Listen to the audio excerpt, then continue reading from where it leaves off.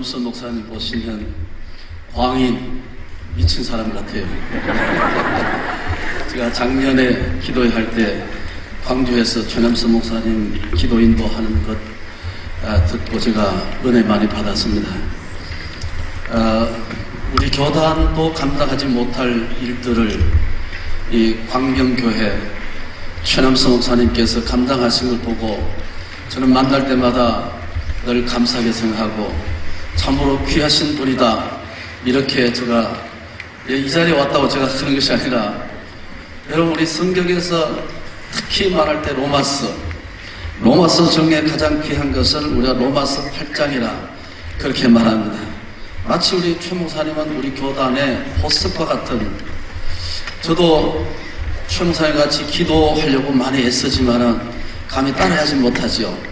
그야말로 우리 교단의 4만 명, 3만 5천 명의 목사님 가운데서 보석과 같은 그런 우리 교단의 영성을 주도하고, 우리 대한예수장로회 합동적 그 기도 운동을 전 세계에 퍼뜨린다는 것은, 저도 영국에서 잠깐 공부를 했지만 큰 귀한 것이 아닙니다.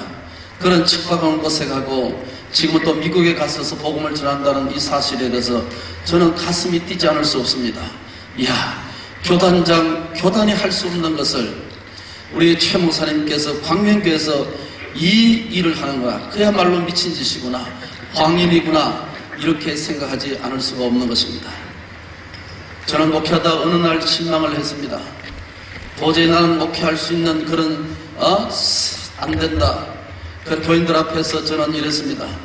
이제 한 주간 금식 기도하라 하니까 성도들에게 기도해 달라고. 세상에 금식은 조용히 가야 되지, 아주 주방에 크게 내고 금식 기도한다고. 목회가 안 되니 다른 방법이 없지 않습니까? 그래서 청도 동산기도원에 가서서 금식을 했습니다. 첫날 금식하니까 새벽기도 때 그 하장로님께서 뭐라고 말씀하시냐면은, 청도는 원래 피 없는 감이 유명하잖아요. 원래 농사가 다 망쳤습니다. 기원에 이제 감이 전부 다 많습니다. 마음껏 따먹으세요. 저는 원래 감을 좋아합니다. 세상에 금식기도 하는 사람이 이틀 때 그 유혹을 피하지 못하고 감을 그냥 얼마나 먹는데, 그 이튿날 새벽에 장모님께서 누가 이렇게 감을 많이 따면 지금 안에 먹어놓고 그래서 그때부터 시험 들어서 이틀간 금식 중단하고 교회 내려왔습니다. 야, 내가 이 정도밖에 안 되는구나. 이런 제가 무슨 목회를 한다고 그렇게 제가 좌절하고, 교인들이나 우리 사모가 무슨 금식 한 주간 한다고 그러는 거 이틀도 안 돼가지고 내려오느냐고. 제가 저 자신의 가장 실망한 부분이 그 부분이었습니다. 어느 날 됐습니다. 17년 전에 주일 저녁 예배를 끝나고 도저히 견딜 수 없어서, 교회는 부흥이 안 되죠. 성도들은 말 듣지 않죠. 장씨, 안씨, 권씨, 장씨는 장로님이고 안씨는 안수사님, 권씨는 권사님, 말 안 듣죠. 야, 이게 어떻게 될까? 그래서 저는 교육전사를 서울에서 부목사께 했으니까, 하나님 나 서울 좀 보내줘서. 근데 하나님이 나쁘게 말해 나를 보내주지 않았습니다. 하나님 아주 나빠요. 이렇게 기도하는 가운데서 제가 마음에 결심이 생겼습니다. 저녁 예배 끝나고 대조인 본다고 무슨 부흥이 되겠냐. 그래서 옷을 주섬주섬 갈아입고 9시 돼서 울산에 있는 뒤산에 쭉 높은 데 올라가서 바위를 하나 깔고 하나님 앞에 끝에부터 기도하기 시작했습니다. 종에 앉아서 바위를 까는 그 순간부터 눈물이 나고 견딜 수 없는 회개가 나오는 것입니다. 그래서 2시간, 3시간, 겨울에는 비늘을 덮어쓰고 펫을 감고 온갖 짓을 하고 뒤집어 쓰고 2시간, 3시간 기도하는 가운데서 하나님 내 마음속에 성령의 은혜와 불같은 은혜를 점차적으로 주기 시작했습니다. 교회가 점차적으로 달라지기 시작했습니다. 어떤 날 비 오는 날 내려오다가 넘어지기도 하고 부러지기도 하고, 눈을 옷대서 맞고 넘어오다가 온 몸에 다 상처를 입을 때도 있었습니다. 우리 사모가 하는 말이, 이렇게까지 무엇하느냐, 이렇게까지 하는 목회가 뭐가 되느냐. 그렇게 하면서 지금까지 17년, 16년 넘어 동안 주일 밤만 되면은, 아마 오늘 얘기 안 왔으면은 저는 울산 뒤산에 바위를 깔고 목사님 2분과 3분과 같이 엎드려서 주여 주여 했었을 것입니다. 그 흘리는 눈물만큼 교회가 달라지기 시작하고, 내가 오니까 성도가 웃게 됐고, 내가 오니까 성도들이 행복하게 됐고, 내가 하나님 앞에 부르시니까 교회의 소리가 잦아들게 됐고, 교회가 10배 이상 부흥되는 모습을 바라보게 됐습니다. 여러분, 목사가 됐다고 그냥 목회가 되는 것이 아니었습니다. 내가 위임 목사가 되고 내가 공부를 하고 유학을 갔다 왔다고 해서 목회가 되는 것이 아니었습니다. 여러분, 1551년 트렌트 종교회의가 열렸습니다. 그때 트렌트 종교회의가 결정이 뭐냐면은 라비토 난 파일 모나코, 라비토 난 파일 모나코, 이것이었습니다. 즉, 여러분, 수도복이 수도성을 만들지 않는다는 것입니다. 수도복이 수도성을 만들지 않는다는 것입니다. 내가 목사가 됐다고 목회가 저절로 된 것이 아니라는 말씀입니다. 그의 삶이 있어야 되고, 그의 기도가 있어야 되고, 흘리는 눈물이 있어야 되고, 그러한 옷자를 붙들고 하나님 앞에 주여 이 교회를 축복하시고 내 생명을 뜨겁게 달라고 기도하자고 흘린 눈물이 없이는 교회가 부흥되지 않는다는 것입니다. 생명이 움직여지지 않는다는 것입니다. 그래서 이것은 이탈리아 사람들의 경고가 됐습니다. 라비토 난 파일 모나코, 수도복이 수도성을 만들지 않는다고 했습니다. 여러분, 성도라고 은혜가 거둘되는 것이 아닙니다. 이게 앉았다고 은혜가 되는 것이 아닙니다. 여러분, 우리가 담회장이 되고 하나님 앞에 무엇이 됐다고 해서 그냥 목회가 되는 것이 아니라, 끊임없이 우리가 거룩한 옷자를 붙들고 하나님의 십자가를 내 가슴 속에 새기면서 하나님의 흘린 눈물이 있을 때 하나님의 교회가 달라지기 시작하더라. 할렐루야. 아멘 하는 사람은 인간도 아닙니다. 아멘 하는 사람은 인간도 아닙니다. 이 교회가 아멘 하면 누가 아멘 하겠습니까? 때는 너저리, 아하, 때는 너저리. 여러분, 1903년도 하디 선교사가 평양에서 전도를 하다가 도저히 부흥이 되지 않았습니다. 그래서 그는 하나님 앞에 2년 3년 동안 아무리 전도해도 우리나라 사람들이 전도된 사람이 없었습니다. 너무 실망했습니다. 그래서 하디 선교사는 토론토 과대학 나왔어서 한국에 어느 선교사가 왔습니다. 한 사람도 구원 못했습니다. 그래서 어느 선교사들과 전부 다 선교사에 모여서 그날 하디 선교사가 집회를 인도하게 됐습니다. 성령을 받은 적 없고 기도한 적도 없는 이 선교사가 요한복음 15장을 읽었습니다. 요한복음 15장은 성령에 관한 내용이 있습니다. 그런데 성령을 모르는 사람이 성령을 설교하게 됐습니다. 그런데 하디 선교사 입에서 놀라운 말이 나왔습니다. 하나님, 저는 죄인입니다. 한국 사람들 깔보았습니다. 무시가도 깔보았습니다. 제가 전도 못한 것은 내 잘못이 아니라 저런 무식한 우리 한국 사람 때문에 내가 전도를 못했습니다. 이렇게 하나님 앞에 회개하기 시작한 것입니다. 선교사가 울면서 울먹이면서 그렇게 고백하고 간증하기 시작하니까 그게 모든 한국 사람들, 선교사들이 전부 다 울면서 회개하기 시작했습니다. 그리고 그 이튿날 똑같은 설교를 했습니다. 내가 죄인입니다. 내가 잘못했습니다. 하나님 앞에 회개합니다. 아무것도 설교하고 울면서 회개하는 것밖에 없었습니다. 그런데 하나님께서 우리나라를 불쌍히 여셔서 하디 선교사를 통해서 놀라운 변화가 나타났습니다. 그것을 우리가 역사적으로 원산 대부흥 운동이라고 하는 것입니다. 그게 4년 후에 1907년도 평양 장대인교회에서 역시 길자인 장로님이시죠. 그러니까 통성기도를 인도하면서 하나님 앞에 내가 죄인입니다. 길선주 장로님의 친구가 돌아가시면서 자기의 재산을 길선주 장로에게 다 맡기면서 팔아서 자기 아내에게, 이망인에게 전해줘라 하는 것을 자기가 사취를 했습니다. 그런데 성령의 은혜를 받고 마이크를 잡고 통성기도 하면서 내가 죄인입니다. 내가 친구의 돈을 떼먹었습니다. 하나님 앞에 내일 새벽에 갖다 넣겠습니다.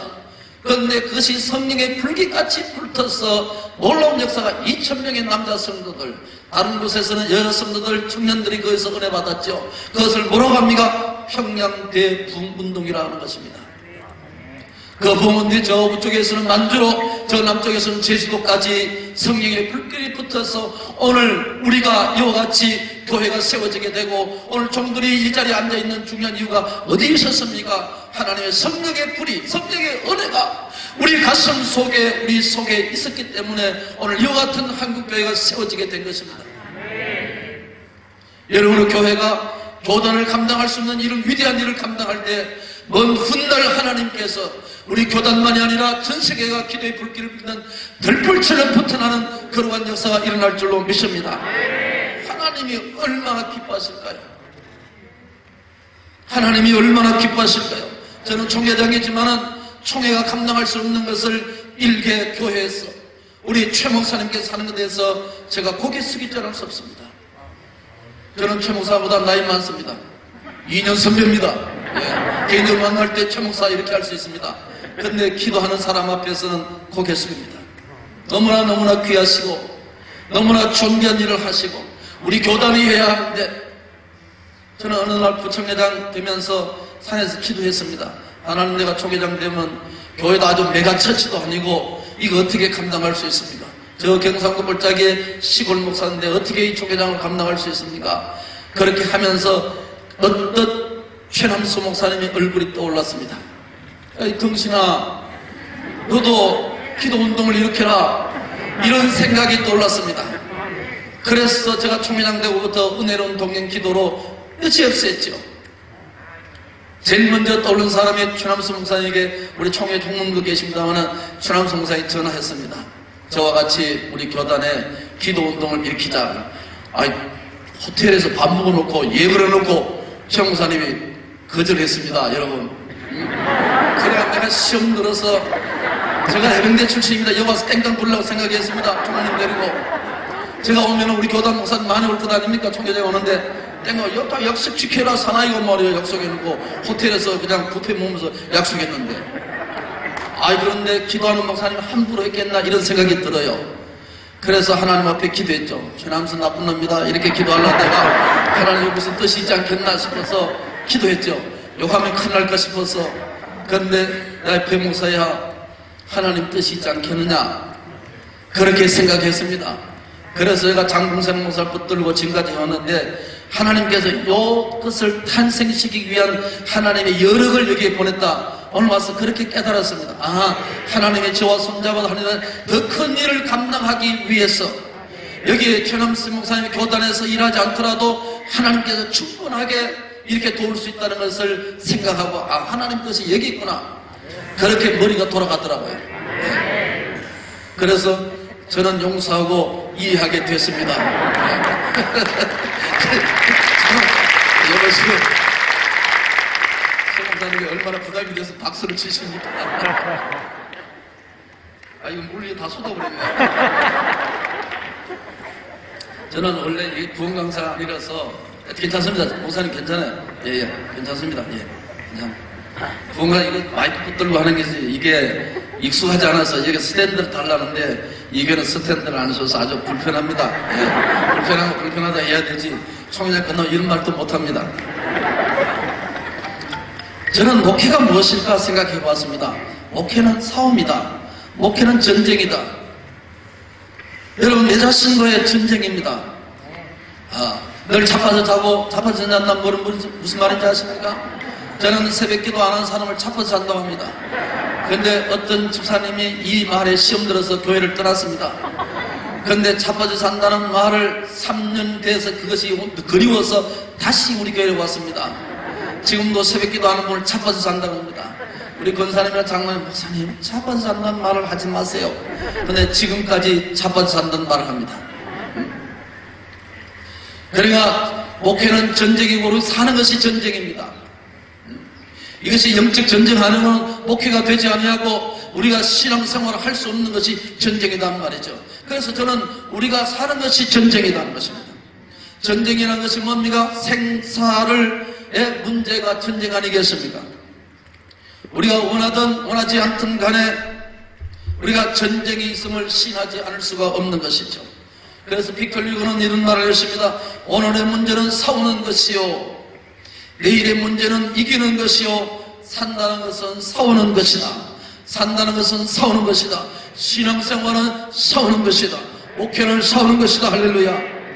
철학자 여스퍼스는 이런 말을 했습니다. 싸움은 인간의 실존이다. 싸움은 인간의 실존이다 그랬어요. 그래서 목회가 싸우는 것이고 영적 전쟁의 영전이다, 그렇게 생각하지 않을 수가 없는 것입니다. 여러분, 성경은 마귀는 우는 사자와 같이 삼킬 자를 찾고 있다고 말씀했습니다. 셰익스피어도 이런 말을 했죠. 마귀는 못 있는 모습으로 변신하는 데 능하다고 했습니다. 여러분, 우리 교단은 300만 성도의 1만 2천 교회입니다. 우리 총무님 앉아 계시지만 우리 교단이 약 한 50만 명 정도가 떠나버렸습니다. 아마 코로나 끝나면은 약 한 100만 명 정도 떠나지 않겠나 이렇게 생각합니다. 위기인 것입니다. 1만 2천 교회인데 세계에서 가장 큰 교단인데 2천 몇백 교회가 날아갔습니다. 아마 코로나 끝나면 2천 교회가 다 사라질 것입니다. 그러나 이거보다 더 큰 위기가 있습니다. 오늘 주의 종들의 가슴이 식어진 것이고 오늘 장로님들의 거룩이 식어지게 되고 하나님 앞에 울 수 없는 것이 진짜 위기입니다. 하나님 앞에 지금도 교회는 못하는 것입니까? 교회는 은혜 받는 것이고 교회는 우는 것이고 교회는 하나님 앞에 부르짖는 것이 하나님의 교회인 줄로 믿습니다. 이것이 오늘 우리 종들의 가슴이 사라진 것이 저는 위기라고 생각합니다. 예측같이 영혼이 떠나도 우리가 가슴을 치지 않습니다. 교회가 찌그러들고 쪼그라드는데도 우리가 애타지 않습니다. 이것이 오늘 우리 교단의 목사님의 현상일 수 있습니다. 이것이 더 위기란 말입니다. 여러분, 출애굽기에 보시면 모세와 바로 왕의 영적 전쟁의 모습을 볼 수 있습니다. 엘리야는 갈멜 산상에서 바알신을 섬기는 자들과 한판 대결을 벌이는 영적 전쟁의 모습을 우리에게 보여주었습니다. 여러분, 신약에서 예수님께서 탄생했을 때 사탄은 헤롯을 통해서 예수님을 죽이려고 하는 영적 전쟁을 예수님과 직접 벌였습니다. 성경의 역사는 전쟁의 역사입니다. 창세기 1장 1절의 전쟁이죠. 계시록까지 전쟁인 것입니다. 여러분, 교회의 역사도 전쟁입니다. 교회사의 역사도 전쟁인 것입니다. 하나 소개하면 이런 것이죠. 예수 그리스도가 하나님과 동등됨을 부인하는 사람이 있었습니다. 여기에 이 사람을 아리우스라 하는 사람입니다. 그런데 아다나시우스는 젊은 장로가 그것이 무슨 소리 하느냐, 예수 그리스도와 하나님은 동등됨이다 하는 것에 영적 전쟁을 오래전에 벌였습니다. 만약 이 영적 전쟁에서 아다나시우스가 졌다면 오늘 우리는 이 성경을 가질 수 없었을 것입니다.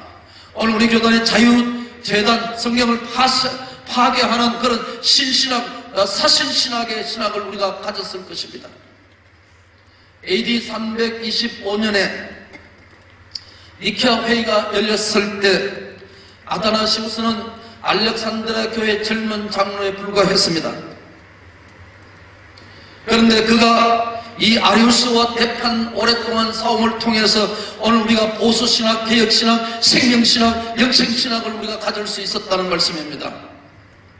현재 우리가 믿고 있는 이 복음도 자연적으로 평화적으로 전수된 것이 아니란 말입니다. 이와 같이 믿음의 선조들이 피 터지게 땀을 흘리는 영적 전쟁의 결과를 통해서 오늘 우리가 이와 같이 성경신학, 생명신학, 개혁신학을 우리가 가질 수 있었다는 말씀입니다. 여러분, 중세 때 로마 카톨릭은 성경을 떠나서 의식적인 종교로 변했습니다. 여기에 대항한 사람이 누굽니까? 마틴 루터였습니다. 징글이었습니다. 요한 칼빈이었습니다. 그리고 스코틀랜드의 존 낙스였습니다. 이와 같은 개혁주의자들의 영적 투쟁이 없었다면 오늘 우리 교단은 이와 같이 자유주의 신학이 됐을 것입니다. 기도 신학이 없었을 것입니다. 하나님 앞에 부르짖는 신학이 없었을 것입니다. 영혼을 귀하게 여기는 이런 최목사님 같은 분이 나타날 수가 없었을 것입니다. 오늘 총신 같은 신학에 영생신학을, 개혁신학을 전수할 수 없었을 것입니다. 하나님의 아브라함 카이프는 성경의 방법이 아닌 인간의 방법으로 교회를 이끄는 것은 그리스도의 몸에 상처를 내는 것이라고 했습니다. 미국의 유명한 신학 데이비드 웰스가 그랬죠. 오늘 목회가 뭡니까? 마케팅 중심의 교회, 성도가 좋아하는 설교, 성도가 축복받으라 하는 설교, 윤리적 설교, 그리스도 없는 그리스도의 설교, 이벤트 중심의 설교, 이것이 데이비드 웨스가 우리에게 경고하는 말씀이었습니다. 오늘날 교회가 그렇게 가는 것입니다. 윤리적인 설교, 축복의 설교, 행복한 설교, 강림 같은 설교, 그 속에 십자가의 설교가 사라지게 되고 머리부터 발끝까지 흐르는 보혈의 역사가 사라지는 우리 교단의 설교가 넘쳐나게 되겠습니다.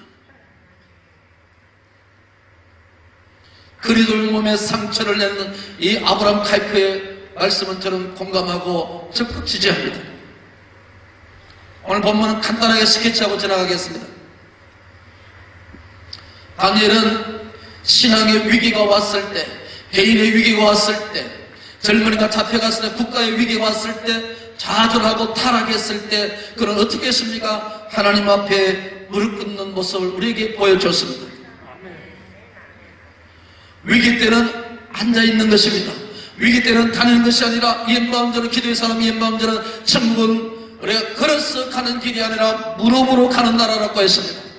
목회는 무릎으로 하는 것인 줄로 믿습니다. 목회는 여기서 엎드린 것입니다. 오래 엎드린 자가 오래 설 수가 있고 오래 우는 자가 오래 웃을 수가 있고, 저는 우리 성도들의 이런 말을 한 적이 있습니다. 자식들이 이곳저곳에 흩어져 있으면서 엄마 아빠 이런 문제가 있고 이렇게 되고 안 된다 할 때 부모가 만약 크리스찬하면은 여러분 사투리 써서 죄송하지만 걱정하지 마라. 걱정하지 마라. 내가 예수 믿는 30년 40년 이 교회를 섬기면서 내가 믿는 하나님께서 내 기도를 들으시고 걱정하지 마라. 여러분 부모가 그 정도 강단 있게 말할 수 있어야 되지 않겠습니까? 그 순간부터 30일이나 100일이나 하나님 앞에 절하고 작정하면서 새기도 하면은 다 문제가 해결될 줄로 믿습니다. 대학생이 1학년 들어갔습니다. 교수가 과제물을 크게 내줬습니다. 그러나 한 열흘 정도 밤새고 공부하면 다 과제물을 할 수 있습니다. 내 인생에 무거운 짐들이 왔을 때, 내 자식들이 문제가 있을 때 하나님 앞에 엎드려서 한 열흘만, 한 30일만, 한 100일만, 아니면 1년만 기도하게 하면 하나님이 깨끗하게 되는 그런 역사가 일어나더라는 것입니다. 걱정하지 마라. 저희 아들도 미국에서 부목사하면서 공부하고 있습니다. 저희 사위도 화란에서 공부하고 있습니다. 걱정하지 마라. 걱정하지 마라. 너와 너희 엠마 사모가 하나님 앞에 기도할 때 걱정하지 마라. 걱정하지 마라. 한 가지만 하라. 한 가지만. 새벽기도 나가라. 글쎄요, 저도 유학생활 해봤지만 유학생활은 새벽기도 나가기 힘듭니다. 근데 내가 우리 아들 배목사 보고 새벽기도 나가라. 지금까지 저를 알기로는 그 워싱턴 중앙에서 새벽기도 나가는 젊은 목사는 우리 아들 하나만 있습니다. 그거 하나. 하나님이 너를 축복하실 것이다. 하나님이 너를 축복하십니다. 제가 어느 날 스코틀랜드 아버딘 대학에 나오는데 제가 새벽에 견딜 수 없어서 공부도 안 되고 머리가 나쁘니까 얘는 안 됐어요. 공부가 안 됐어요. 그래서 사모하고 새벽기도 나갔는데 교회가 있어야죠. 제가 나가는 교회가 아버딘 틸리더는 교회입니다. 목사님 찾아갔어요. 목사님, 교회 새벽에 문을 열어주세요. 문 못 엽니다. 새벽기도해도 새벽기도가 뭡니까 그러더라고요. 예, 한국 목사로서 새벽기도 해야 되니까 열쇠 카피를 해달라니까. 여러분 2번 3번 가서 사정해서 새벽기도 키를 받아왔어서 제 사모하고 공부하면서 새벽기도 한 적이 지금도 새록새록 옛날 기억이 33년 전의 기억입니다. 우리가 하나님 앞에 엎드려야 된다는 것입니다. 예? 기도하는 것은 어려울 때 하는 것입니다. 여러분 환난 때 기도하게 되면 안 될 때 기도하면 되게 되는 역사가 일어날 줄로 믿습니다. 저는 바닷가에 살고 강가에서 살았습니다. 여러분 에스겔서 1장 1절에 봅니까? 에스겔이 30살 먹을 때 그발 강가에서 하늘문이 열리고 하나님의 권능이 내 위에 임하니라 그렇게 했죠. 여러분 크리스토퍼 라이트 같은 구역학자는 여러분 그것을 기도의 자리로 해석했습니다. 여러분 그발 강가에서 색강입니다. 아무도 찾지 않는 쓸쓸한 색강이라고 메텔리가 해석했습니다. 그러니까 아무도 찾지 않는 색강에 이 30살 먹은 이 에스겔이 매일 찾아서 기도의 자리에 앉았을 때 하늘문이 열리고 하나님의 권능이 내 힘에 임하시고 에스겔을 통해서 하나님 앞에 놀라우신 역사를 일으키시는 이유가 어디에 있었습니까? 1장 1절의 기도의 자리 그발 강가였습니다. 여러분 에스라서 8장 21절 말씀에 보시면 에스라가 너화와 아와 강가라고 했습니다. 아와 강가에서 민족을 위해서 기도했습니다. 근데 여호와 하나님께서 응답하셨더라 그 말만 나오고 끊어져 버렸습니다. 우리가 아는 대로 느헤미야와 에스라는 동시대의 사람이죠. 그런데 느헤미야서 8장에 가면은 수문학 광장에서 학사 에스라가 나무 강단에 서서 말씀을 읽으니까 백성들이 뒤집어지기 시작했습니다. 도대체 이 영령은 어디서 나왔을까요? 에스라서 8장에 아하와 강가에서 울며 기도했을 때 느헤미야서 8장에 민족의 대부흥운동이 일어났습니다. 개인적인 생사 문제가 있을 때 창세기 32장에 여러분 우리가 할 때 야곱 강변에서 야곱이 하나님 앞에 기도했죠. 그 누굽니까? 그것은 바로 야곱 강가에서. 여러분 이스라엘 가보자. 새벽 밤만 되면 영하가 기온으로 떨어지고 낮에는 덥지 않습니까? 강바람이라는 것은 견딜 수 없는 것입니다. 산바람이나 강바람에 견딜 수 없는 것입니다. 그런데 야곱이 생사를 문제를 두고 하나님을 엎드려서 살려달라고 밤새고 기도하니까 어딥니까? 강가입니다. 성도 여러분, 여러분의 강가는 어딥니까? 오늘 우리 죄송들의 가슴에 나의 강가는 어딥니까? 내가 앉아야 할 자리는 강가인 것입니다. 기도의 자리입니다. 하나님 앞에 시대에 절망하고 교회에 실망하고 내 자신에 실망할 때 우리가 엎드릴 곳은 어디 있습니까? 나의 강가가 있어야 된다는 것입니다. 내가 엎드리는 바위가 있어야 되고 내가 엎드리는 이 강대성에서 울며 기도하는 장소가 있을 때 하나님은 나를 다시 오롯이 세워서 영광 받으실 줄로 믿습니다. 이것이 기도의 자리라는 말씀입니다. 하나님께서 여러분 이렇게 말씀했습니다. 존 칼빈은 가장 뻔뻔스럽고 가장 강하고 가장 교활한 원수가 항상 우리 주위를 맴돌고 있다고 말했습니다.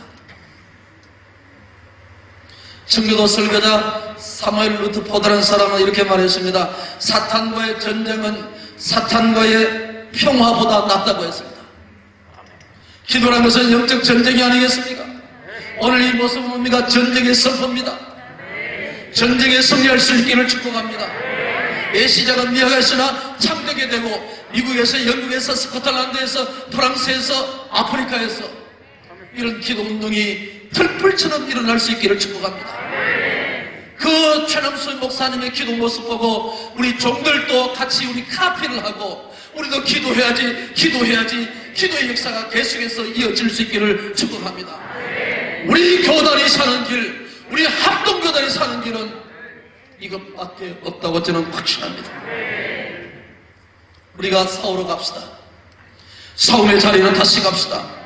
그 이름 예수의 이름을 부르면서 여호와의 니스의 깃발을 펼럭이면서 하나님 앞에 우리가 승리의 역사를 두기 위해서 하나님 앞에 기도의 자리로 나아갈 수 있는 여러분 되기를 축복합니다.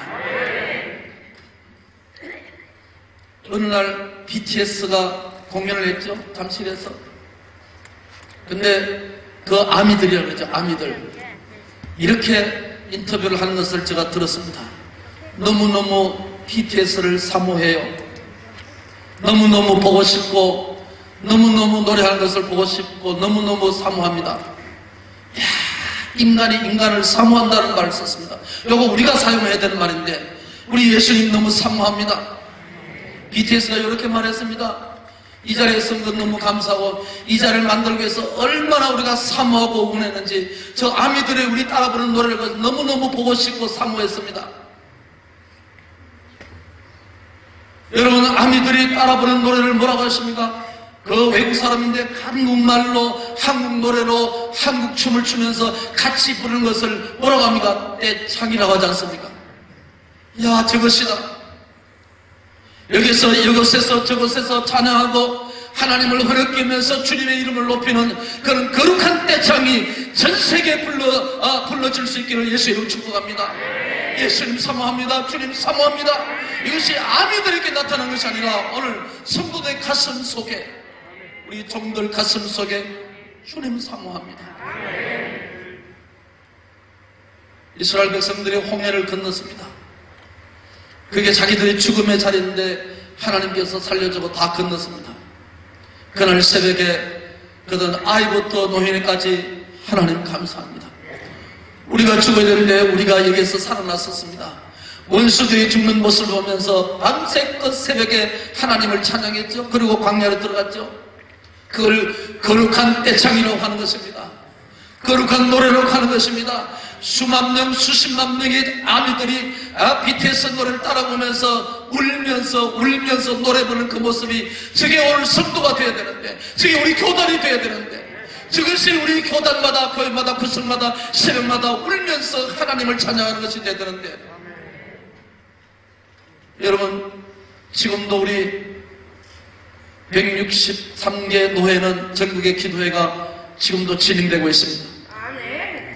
어느 날 우리 교회, 우리 노회에서 기도회가 열렸습니다. 제가 모범을 보여야 되잖아요. 그러니까 박수도 힘껏 치고 열심히 또. 그런데 기도 인도하는 목사님이 전부 다 목사들 다 앞에 나오라 하더라고요. 세상에 앞에 나와서 제일 1시간 동안 열심히. 그날 몸살나고 그랬습니다. 세상에 얼마나 몸살나고 그랬습니다. 그리고 몸살나고 그것을 어디가 울릉도 갔어서 장로들하고 선교대회 가자. 세상에 죽을 고생을 했습니다. 팔에 그냥 온몸에 그냥 세상에 워낙 박수 안 치고 기도 안 했다는 증거죠.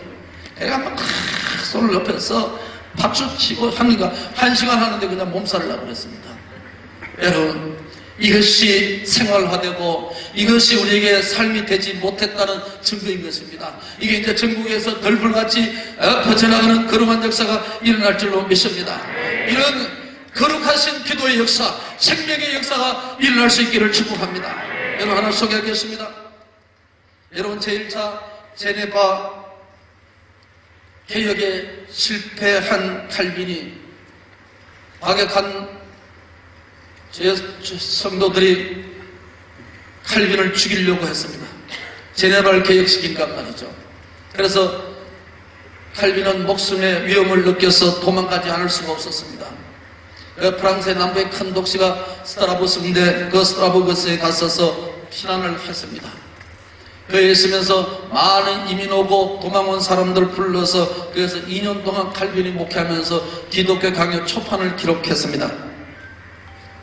칼빈은 2년 좀 지나서 다시 제네바로 돌아갔어서 개혁을 완성해야 되겠다고 하면서 자기의 친구 파렐에게 편지를 했습니다. 나 다시 제네바에 돌아갔어서 내가 목숨을 바쳐서 개혁을 완성해야 되겠다고 라고 하니까 파렐이 가면 당신 가면 죽는다. 절대로 가지 말라고 했습니다. 그때 칼빈이 재차 편지를 보냈습니다. 그 편지 문구 중에 이런 말 했습니다. 코메뉴 TV 오페로 도미네, 코메뉴 TV 오페로 도미네, 나의 심장을 내 주님께 드립니다. 나의 심장을 내 주님께 드립니다. 여러분 우리 칼빈의 후예들이 아니겠습니까? 칼빈의 신학을 본받은 자가 아니겠습니까? 하나님의 교회를 위해서, 우리 영성의 주님을 위해서, 성도를 위해서 내 생명을 드립니다. 우리 성도들은 우리 주님 앞에 주의 몸된 교회에서 내 심장을 드립니다. 내 생명을 드립니다. 코메뉴 TV 오페로 도미네. 이런 성도가 많아질 수 있기를 축복합니다. 이런 종들이 우리 교단에서 많이 나타날 수 있기를 축복합니다. 엎드려서 눈물을 흘리고 하나님의 교회 부흥을 위해서 생명을 바쳐서 심장을 바쳐서 기도할 수 있는 그런 주의 종들이 우리 교단에서 나타날 수 있기를 축복합니다. 이걸 개혁신학이라고 합니다. 이걸 개혁신학의 목회라고 하는 것입니다. 이제 거룩한 출발을 세계 기도 선교회가 출발됐습니다. 아마 이것을 카피하는 교단도 나타날 것이고 우리 교단의 많은 목사님들도 기도운동에 동참할 일이 올 것입니다. 모르겠습니다. 이것이 지역으로 번져나가고 노예로 번져나가게 되고 최목사님이 여기저기 가서 집회할 날이 곧 올 것입니다. 여러분 하나님이 받아야 할 영광을 주의 종을 통해서 거룩한 최목사를 통해서 다시 한번 교단을 이렇게 세우고 다시 생명의 불길을 붙인다면 여러분 흘린 땀방과 이 교회가 투자한 것을 하나님 앞에 상수하고 남음이 있다고 생각합니다. 하나님이 광명교회를 이 시대에 사용하시고 하나님 최목사를 사용하시고 광명들을 축복하시는 그 모습을 저는 선하게 여러분 볼 수가 있는 것입니다. 다시 한번 우리의 생명을 주님께 드립시다. 저는 지난 금요일날 고 정필돈 목사님의 장례식에 참석했습니다. 세상에 장례식을 2시간 하더라고요. 얼마나 지루한지. 마지막 총회로 축도 시간입니다. 맨 앞에서 얼마나 오래 기다렸는지. 근데 정필돈 목사님 육성이 나왔습니다. 육성이 뭐라고 하냐면, 성도 여러분, 이러다 목사님 있잖아요. 성도 여러분, 너무 행복했습니다. 장로님 너무 감사합니다. 권사님들 너무 수고했습니다. 그러면서 충성하세요. 교회에 헌신하세요. 부디에 헌신하세요. 이제 마지막 유언입니다. 유언을 자랑하게 하셨더라고. 그러면서 천국에서 만납시다. 장로님, 권사님 천국에서 만납시다. 이렇게 유언을 하니까 성도들이 다 오고, 그 많은 성도들이 가슴이 찡하게 다가왔습니다.